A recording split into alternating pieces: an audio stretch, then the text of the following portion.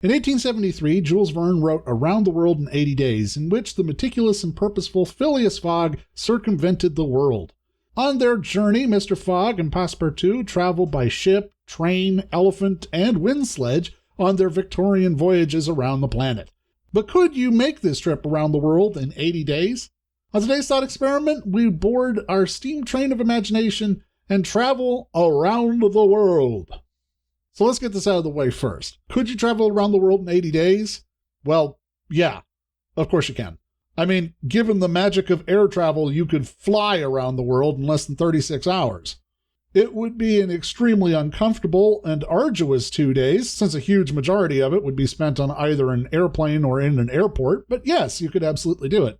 This does seem very cheaty, though. After all, air travel in 1873 was completely based on hot air balloons, so it's not really a fair comparison. Therefore, let's say for the purposes of our imaginary journey, we will be restricted to trains and ships only. No cars or buses, developed in 1886, and no airplanes, developed in 1903, and see how we do. Well, the good news is that in the modern day, we have greatly improved the speed in such venues.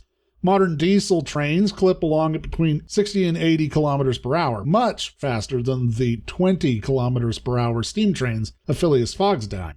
We can now cross the Pacific in half the time of even the fastest steamers, so we have a speed advantage for sure. The problem is, accessibility is significantly lessened. In the modern day, we put so much emphasis on traveling via air that finding ships to destinations can actually prove to be quite a challenge. For example, traveling from Italy to Yemen via ship through the Suez Canal is much harder than for Mr. Fogg.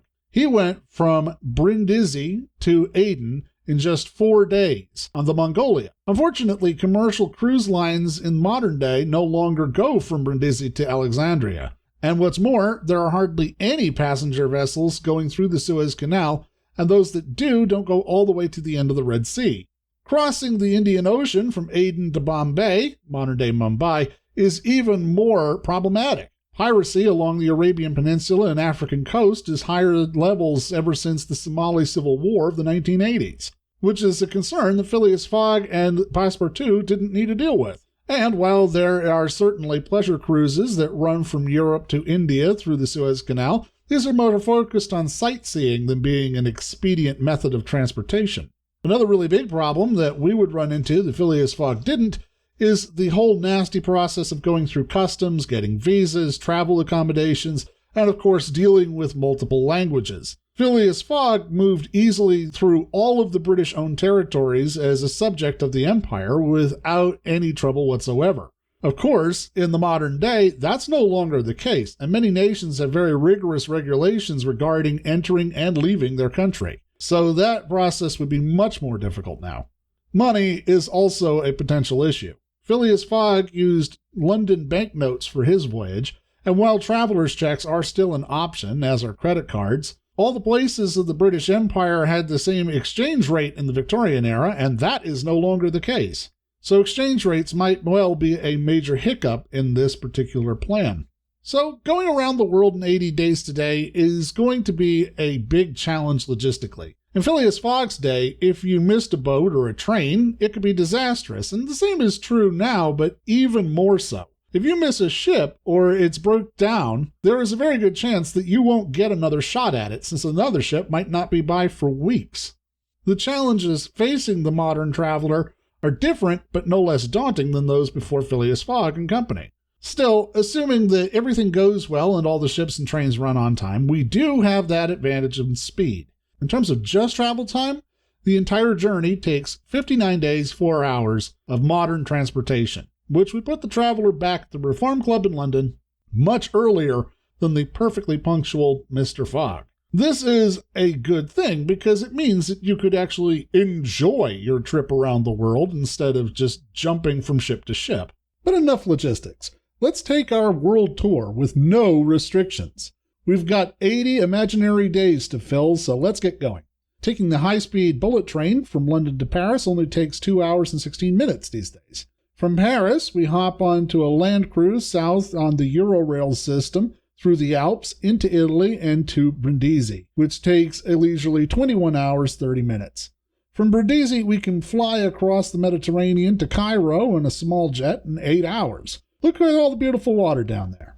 From Cairo, we're going to hop on another flight to Dubai, though not before exploring a bit. After all, the flight only takes 3 hours 10 minutes on a commercial airline. Dubai is a place that has a ton of things to offer travelers, so we'll definitely want to spend some time there. Next, it's another flight from Dubai, Saudi Arabia to Mumbai, India, 2 hours 55 minutes. We get to Mumbai and we can board a train to Calcutta and enjoy our second land cruise through the Indian countryside and jungles along our 1-day, 13-hour rail trip. From Calcutta, we're going to fly to Singapore. Now, we could cruise out from Calcutta to Singapore, but Singapore is such a great place and has so much going on that we're going to want to spend as much time as possible there. So, with the flight, it's another 4 hours and 10 minutes. Likewise, we're going to want to fly to Hong Kong, too. Tack on another 4 hours for that. From the port of Hong Kong, we can take a cruise ship, we had to have at least one, to Japan, making our way down the western coast to Yokohama, taking 6 days to make the journey. We're going to make up some serious time now, though, because we're going to fly over the Pacific to San Francisco. Now, we could take a container ship from Yokohama to San Francisco, but I'd much rather just sit on a 9-hour and 20-minute flight across the Pacific because we're on this trip to have a good time, not be bored out of our mind for 12 days. Once we get to San Francisco, we'll jump on Amtrak and take a nice, beautiful train ride to New York. Our third land cruise, baby! It'll take 4 days to cross the U.S. from coast to coast by rail. From New York, we're going to fly back to London in 7 hours. Total travel time with inclusion of flight is 27 days, 9 hours, and 47 minutes, giving us 52 days, 5 hours, and 31 minutes to explore some of these most beautiful locations on the planet. It should be a very good trip. Any journey around the world requires exemplary timing, planning, and communication. And if you're going to attempt it in just 80 days, you need to keep your eyes and mind open and always be creative. Thanks for watching.